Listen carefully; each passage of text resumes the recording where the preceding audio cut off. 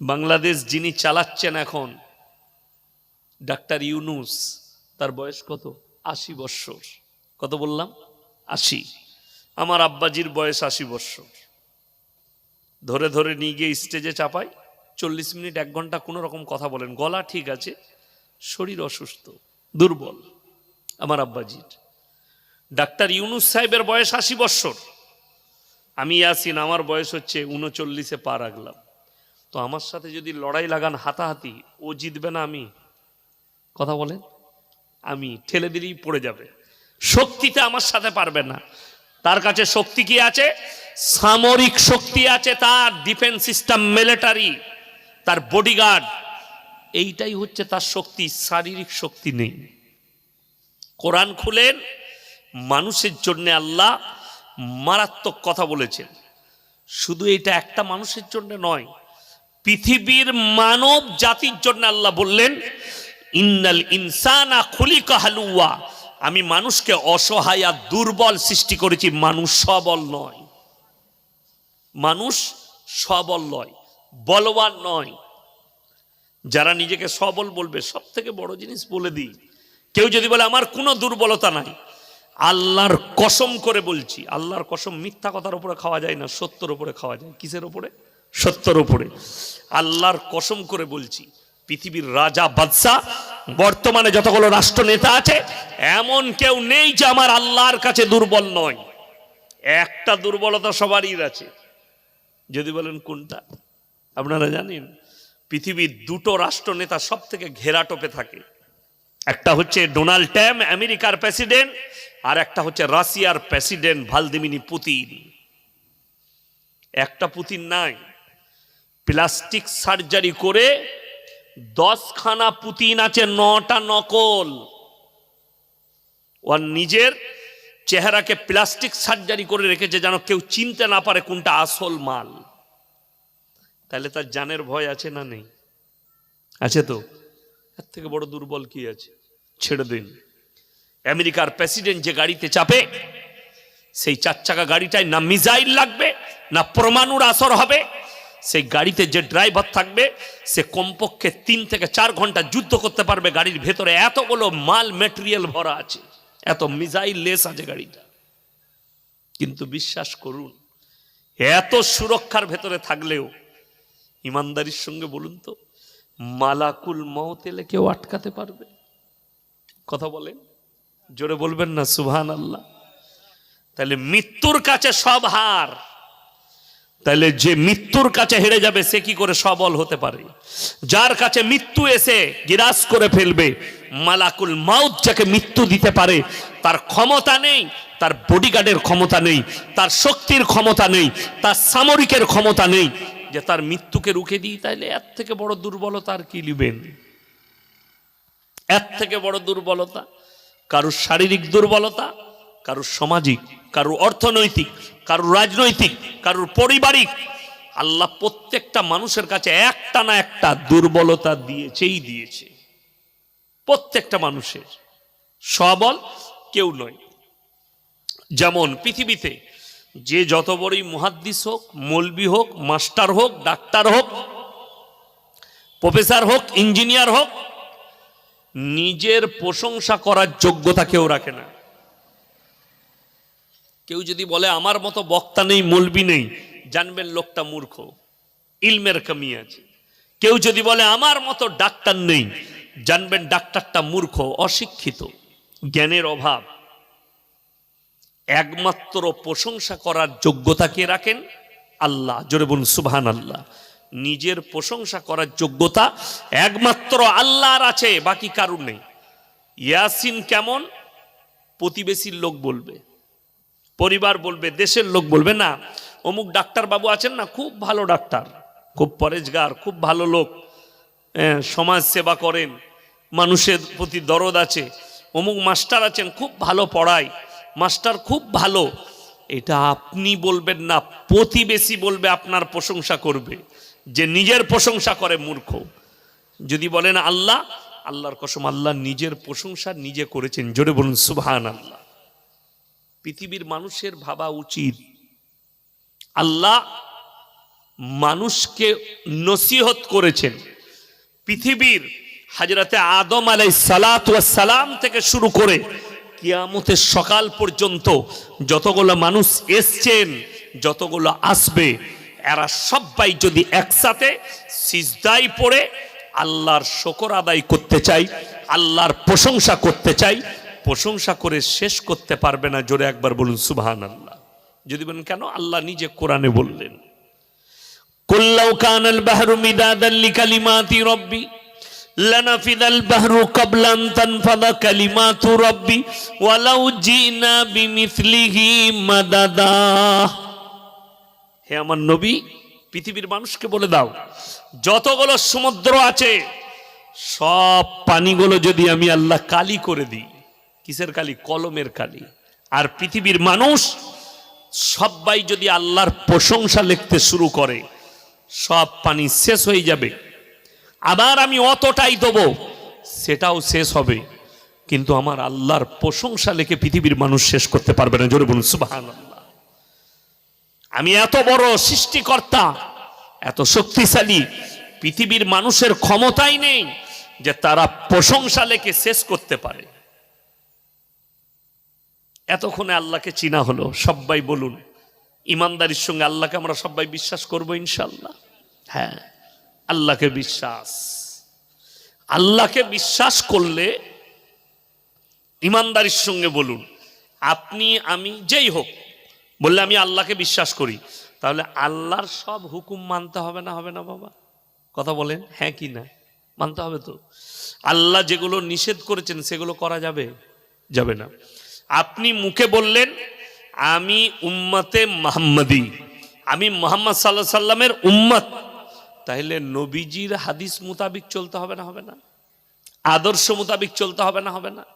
আমাদের সমাজের লোক মনে করেছে ইসলাম মানে নামাজ, রোজা, হজ, যাকাত, তাসবিহ, তিলাওয়াত, এই 5টা স্তম্ভ আছে, এইটাতেই ইসলাম শেষ। ভুল। ইসলাম এখানে সীমিত নয়। পরিপূর্ণ ইসলাম হচ্ছে পায়ের নখ থেকে মাথা পর্যন্ত পরিপূর্ণ জীবন ব্যবস্থার নাম হচ্ছে ইসলাম। যে জীবন ব্যবস্থাটা রাসূল আকরাম সাল্লাল্লাহু আলাইহি সাল্লামের আদর্শ এবং কোরআন মোতাবিক হবে, এটার নাম ইসলাম। এরপর চলুন, বর্তমানে ভারতবর্ষে 30 কোটি মুসলমান আছে। কত বললাম? 30। এমনি আমাদের হিসেব বলছে ছেলে বেশি আমাদের, কিন্তু লোক কম আমাদের, তাই না? আমার আব্বাজি যখন স্কুলে গেছেন তখন শুনেছেন আমরা 18%। আমি যখন স্কুলে গেলাম তখন শুনলাম 18%। আমার মেয়ে এখন স্কুলে যাচ্ছে, আমার মেয়ে আমাকে বলছে, তখন আমার মেয়ে 6-এ পড়ে, এই বছরে 10-এ উঠলো, বড় মেয়ে, 15 বছর বয়স। বলল আব্বা আমরা ভারতে 18%। আমি বললাম হ্যাঁ মা, আমরা হিজড়ে আমাদের ছেলে হয়নি। কি বলবো, আমার বাপের কাল থেকে 18ই হয়ে গেল। অথচ কিছু গোবরখোর মুতখোর দাঁড়িয়ে বলছে মুসলমান তো 10-10 বাচ্চে লেতে হ্যাঁ। তাহলে আমার 10টা বেটা হলে, বিটি হলে মালগুলো গেল কোথায়? বাড়লো না কেন? 18ই রয়ে গেল কি করে? কথাটা বুঝে এসছে কিছু? তার মানে ডাল মে কুছ কালা হ্যায় ও হাম নেহি বাতায়েঙ্গে। ওটা সমঝদারোं के लिए ইশারা কাফি হ্যায়, আপনারা বুঝে নেন। ওই গন্ডগোলে আমি যাব না, আমি খালি বুঝিয়ে দিলাম। এই 30 কোটি মুসলমানের মধ্যে 10 কোটি মুসলমান আছে কি না সন্দেহ আছে। যদি বলেন হুজুর প্রমাণ দিবেন, আমি দলিল দিয়ে ঢেকে দিয়ে যাব, আপনাদিকে ঢেকে দেব দলিল দিয়ে। আপনার চোখ খাড়া হয়ে যাবে, এতগুলো দলিল দেবো। এই ভাঙর থানায় দিয়ে দেবো আমি দলিল, কলকাতার বুকে দলিল দেবো যে মুসলমান নেই। আচ্ছা কি মনে হচ্ছে আপনার? আব্দুর রহমান যে নাম রেখেছে সে মুসলমান? আব্দুস সাত্তার যার নাম সে মুসলমান? সলমান যার নাম সে মুসলিম? আব্দুর রউফ যার নাম সে মুসলিম? নামটা মুসলমান রাখলে মুসলমান হওয়া যায় না।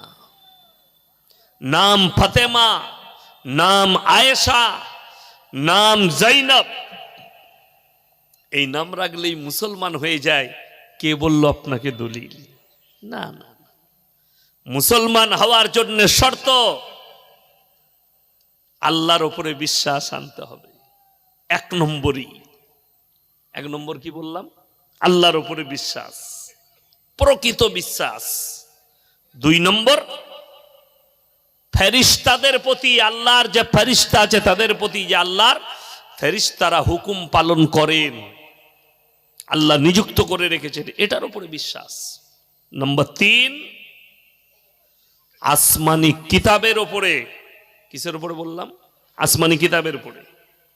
নম্বর 4, যতগুলো নবী পয়গম্বর পাঠিয়েছি এদের উপরে বিশ্বাস। নম্বর 5, কিয়ামতের দিনের প্রতি, বিচারের দিবসের প্রতি। তবে আপনি ইমানদার, তবে আপনি মুমিন, তবে আপনি মুসলমান। এখন চলুন, আল্লাহ যেগুলো নিষেধ করেছেন, দেখুন মুসলমান আমরা মনে করি বিশ্ব ইজতেমায় কয়েক কোটি লোক হয়েছে, তাই না? কত মানুষ গেছে দোয়ার জন্যে। আমি একটা জলসাই বলেছি, জলসাতে এসে বসলে ইয়াসিন সাহেব দোয়া করছে, আপনার কবুল হয়ে যাবে। আপনাকে কে বলল? দোয়া কবুলিয়াতের জন্যে প্রথম শর্ত যেটা শরীয়তে আছে সেটা হচ্ছে হালাল খাবার। হালাল খাবার। আমি আপনাকে জায়গা বলবো না। গতকালকে দোয়া হবে, পরশু রাত্রে চলে গেছে অনেক মাতাল গাঁজাখোর, গোসল করে চলে গেছে আতর লাগিয়ে। দোয়াতে শরীক হবো, দোয়া কবুল হয়ে যাবে, বড় লোক হয়ে যাবো, নাহলে জান্নাতে চলে যাব। বাড়ি ফিরে এসে কাল থেকে আবার গাঁজা খাবে। কথাটা বুঝতে পেরেছেন? যদি বলেন প্রমাণ, আমি আমার জেলায় দেবো, আমার থানায় প্রমাণ দেবো, আমি ভাঙড়ে দিতে যাব না। ভাঙড়ের মানুষকে আমি চিনি না, আপনারা জানবেন ভালো, আপনারা জানবেন। ওই জন্য আমার বন্ধুগণ, একটা একটা করে শুনেন। আমাকে সবাই দাওয়াত দেয় না, ভালোবেসে দিয়েছেন আপনারা। আমার কথা কিন্তু গায়ে লাগবে, আর গায়ে লাগলে মহলম লাগালে আপনার উপকার আছে। আপনি যদি বলেন মহলম লাগাবো না, উঠে পালিয়ে গিয়ে ঘুমাবেন, নেকি পাবেন, শুনে লাভ নাই। গালি আমাকে দিতে পারেন, যদি আপনি হক গালি দেন আমাকে, আপনি আল্লাহর কাছে জবাব দিবেন যে আমি হক দিয়েছি। আর আমারটা যদি হক হয়, আমি জিতে যাব কিয়ামতের দিনে। হিসেব কিন্তু কিয়ামতের দিনে সকলের হবে, হবে না? হবে না। মৌলবি বলে ছাড় নেই, পীর বলে ছাড় নেই। যারা মনে করছেন না না হুজুরদের হিসেব হবে না, পীরদের হিসেব হবে না, তাদেরকে বলবো 8 পারা সূরায়ে আরাফ। কোন সূরা বললাম? সূরায়ে আরাফ 8 পারা। ফালানাসালান্নাল্লাযীনা উরসিলা ইলাইহিম ওয়ালানাসআলান্নাল মুরসালিন। হে আমার নবী, কিয়ামতের দিনে আমি নবী পয়গম্বরদেরকেও জিজ্ঞাসাবাদ করব। কে করবেন? আল্লাহ। কি জিজ্ঞাসাবাদ? নবীদিকে পাঠানো হয়েছিল দাওয়াত দিতে হকের, আপনি দাওয়াত দিয়েছিলেন, আল্লাহ দিয়েছি। আর তার উম্মতিকেও জিজ্ঞাসা করা হবে যে তোমার কাছে দাওয়াত পৌঁছেছে কিনা। জলসা করেছেন, বক্তা কি বলল, গলা কেমন, এটা নয়।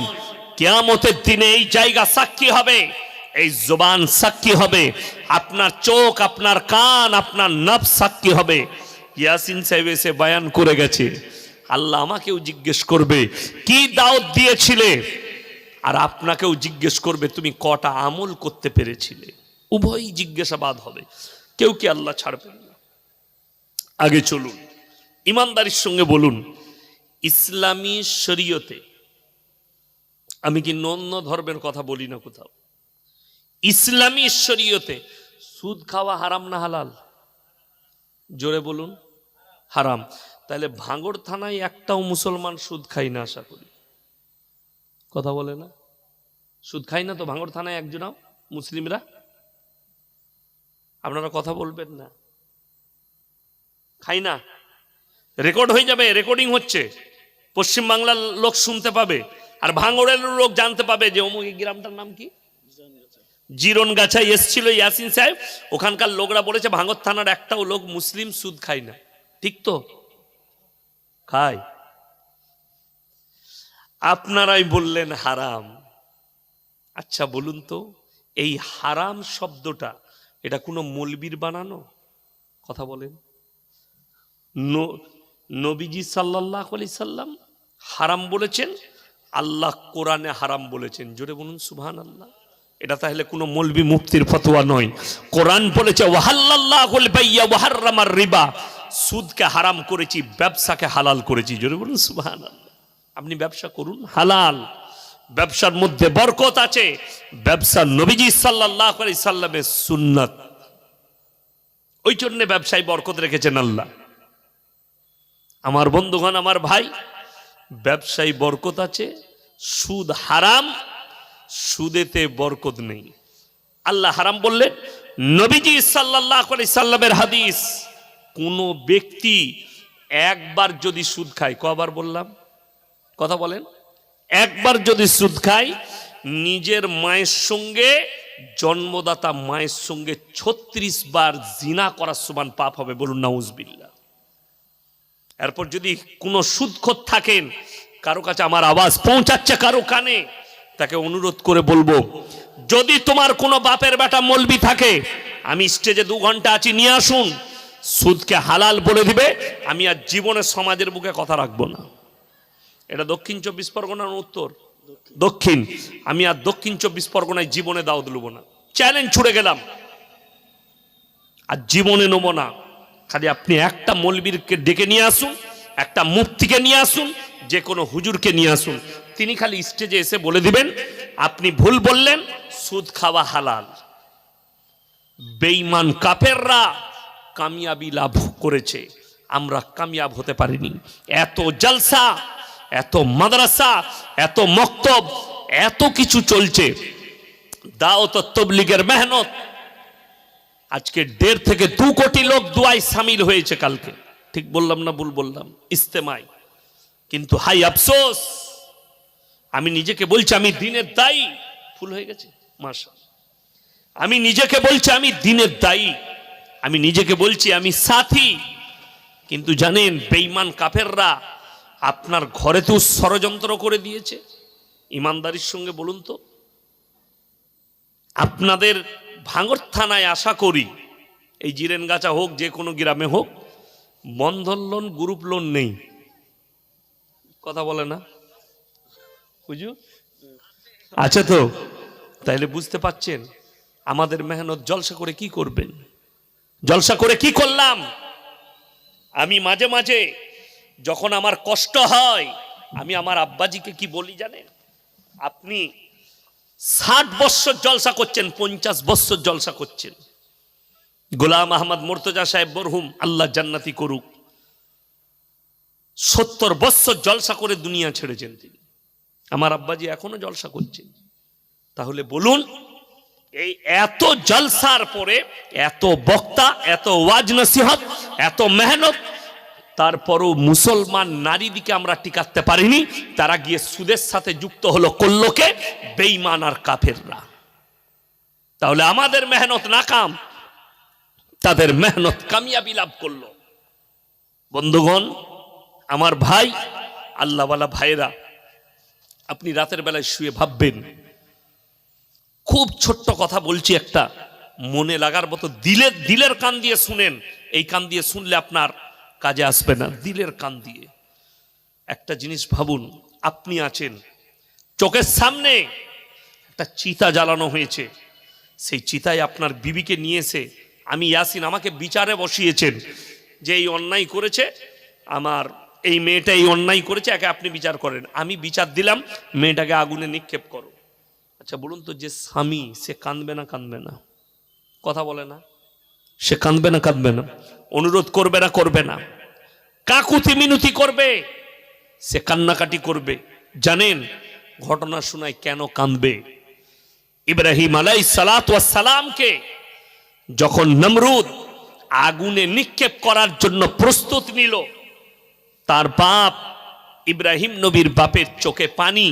হে আমার সন্তান ইব্রাহিম, কাঁদছেন আর বলছেন হে আমার পুত্র ইব্রাহিম। ইব্রাহিম নবীর চোখে পানি। তুমি আমাদের এই মাবুদগুলোকে, দেবদেবীগুলোকে মেনে নাও, আমি নমরুদকে অনুরোধ করব, তুমি আমার সন্তান, তোমাকে ছেড়ে দেবে। ইব্রাহিম নবী বললেন, আল্লাহর কসম, হে আমার আব্বাজান, আমার চোখের পানি তোমার নমরুদের আগুনের ভয়ে নয়, আল্লাহর ভয়ে। কার ভয়ে বললাম? আল্লাহর ভয়ে। বলে কেন? বলে কিয়ামতের দিনে আল্লাহ চোখের সামনে, আমার চোখের সামনে আমার বাপকে জাহান্নামে দেবে, আমি কেমন করে বরদাস্ত করব? তুমি এটা ভেবো না আমি নমরুদের আগুনের ভয়ে আমার চোখের পানি। বাপের চোখের পানি কিন্তু কিসের জন্যে? আমার সন্তানকে আগুনে নিক্ষেপ করা হবে। এই অনেক লম্বা ঘটনা আছে, অতটা আমি যাব না, পরে বলবো। আমি খালি বুঝালাম। আপনি ভেবে দেখুন, কিয়ামতের দিনে আপনি দাঁড়িয়ে থাকবেন, এই পাপের কারণে, এই সুদের কারণে আপনার বিবিকে জাহান্নামে টেনে নিয়ে গিয়ে ভরা হবে। আপনি কি করে বরদাস্ত করতে পারবেন? হে আমার মা, তোমার কারণে তোমার স্বামী জাহান্নামে যাবে, তুমি কি করে ভাবলে? স্ত্রী নামাজ পড়ে, স্ত্রী তাহাজ্জুদ গুজার, অথচ স্বামী হচ্ছে পাক্কা সুদখোর। তুমি একবারও স্বামীকে দাওয়াত দাওনি। ডাল আর আলু খাবো, সবজি আর ভাত খাবো, আল্লাহ যা জুটাবে তাই খাবো, কিন্তু সুদ খেয়েও না, সুদ হারাম। স্বামীকে একবারও দাওয়াত দিলে না, স্বামীকে একবারও বুঝালে না। আমি অনুরোধ করে বলে যাচ্ছি, আপনাদের কিছুই জানা নেই। আপনি যান এয়ারপোর্টের ভেতরে, বুঝতে পারবেন। আদানির ৩,০০০ কোটি টাকা মওকুফ করেছে সরকার, ৩,০০০ কোটি। আর একটা গরিব মানুষ, চাষি, ১ লাখ টাকা লোন নিয়েছে, ব্যাংকের লোক রোজ বসে থাকে বাড়িতে এসে। একজন মা, সত্যি ঘটনা, জেলার নাম করব না, রেকর্ডিং হচ্ছে, গ্রামের নাম করব না, তারা কষ্ট পাবে, কিন্তু মোবাইলে ভাসছে, ফেসবুকে ছুটছে, ইউটিউবে ছুটছে। খবর হয়েছে, বন্ধন লোন নিয়েছে ব্যাংক থেকে, শোধ করতে পারে না। ব্যাংকের লোক সপ্তাহে সপ্তাহে বাড়িতে আসছে, আর যেদিনই ব্যাংকের লোক আসছে, এই বাড়ি থেকে লুকিয়ে স্বামী পালিয়ে যাচ্ছে, স্ত্রী একা। প্রতি সপ্তাহে ম্যানেজার আসে, লোক আসে, ডিম সিদ্ধ আর চা খাওয়ায়। 6 মাস চলতে থাকে, টাকা দেয় না। 6 মাস পরে খবর পাওয়া গেল তার বউটাকেই নিয়ে পালিয়েছে, তার বউটা নিয়ে পালিয়েছে। এটা সত্য ঘটনা, এটা বানানো গল্প বলিনি। মোবাইল, ফেসবুক, ইউটিউব খুললে পেয়ে যাবেন, কোনোদিন চোখে পড়বে আপনার। এখনো ফেসবুকে ঘুরে বেড়াচ্ছে ঘটনাটা, কোন জেলার সেটা বলবো না আমি। আপনি দেখলেন গা, দেখলেন লক্ষ্য করে, আপনি ভেবে দেখুন। আপনি বাড়িতে নেই, আপনার বাড়িতে ব্যাংকের লোক আসছে, গ্রুপের লোক আসছে, বন্ধন লোনের লোক আসছে, তাহলে আপনার বিবিকে আপনি পর্দায় রেখেছেন না বেপর্দায়? আলেম সাহেব বসে আছেন, আরো মৌলবি থাকে তা ডাকুন। দাইয়ুস কোনদিন জান্নাতে প্রবেশ করবে না। দাইয়ুস সে যে নিজের বিবিকে বেপর্দা করে পরপুরুষের কাছে ঠেলে দেয়, সে হচ্ছে দাইয়ুস। আপনার বিবি বাড়িতে আছে, পর্দায় থাকবে। আপনার বিবির কাছে প্রত্যেক দিন একটা করে লোক আসবে ব্যাংক থেকে, আর আপনি সহ্য করছেন। যদি বলেন হুজুর গরিব মানুষ, খেতে পাই না, শুনেলেন এখনকার ছেলেরা নামাজ পড়ছে 3 দিন 1 সপ্তাহ, পাপে জড়িত আছে। এরা আবার চায়ের দোকানে বলে কি জানেন? ও আমাদের বাপ দাদুরা ভালো নামাজ জানতো না, আমি আগে জান্নাতে যাব। আমরা ভালো নামাজ জানি, সূরাটা ভালো জানি, দোয়াটা ভালো মুখস্থ করেছি। ওরে পাগল, কোরআনকে জিজ্ঞেস করো, কোরআন বলে দিবে তোর বাপ দাদুরা আগে জান্নাতে যাবে না, তুই যাবি। কোরআন খুলেন, সাবিকুন সাবিকুন উলাইকাল মুকাররাবুন ফি জান্নাতিন নাঈম সুল্লাতুম মিনাল আউয়ালিন ওয়া কলিলুম মিনাল আখিরিন। হে নবী বলে দাও, তোমাদের মধ্যে থেকে তোমাদের পূর্ববর্তীরা যারা আগে চলে গেছে, তোমাদের বাপ দাদুরা, তারা আগে জান্নাতে যাবে, তাদের মধ্যে বেশি সংখ্যক লোক জান্নাতে যাবে, আর তোমাদের মধ্যে মুষ্টিগত লোক জান্নাতে যাবে। অবাক হবেন। সুদ হারাম, সুদ খাচ্ছে, মুসলমান ছাড়ে না কেন সেটাও বলে দেব।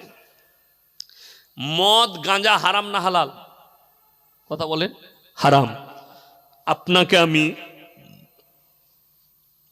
এই ভাঙড় থানায় দেখিয়ে দেবো মুসলমান মদ বিক্রিও করছে, মুসলমান পানও করছে। ঠিক বললাম না? এই ভাঙড় থানায় গাঁজা মুসলমান বিক্রি করছে, মুসলমান পান করছে। দুটোই হারাম, বিক্রি করাও হারাম, ছোঁয়াটাও হারাম, পান করাটাও হারাম, দুটোই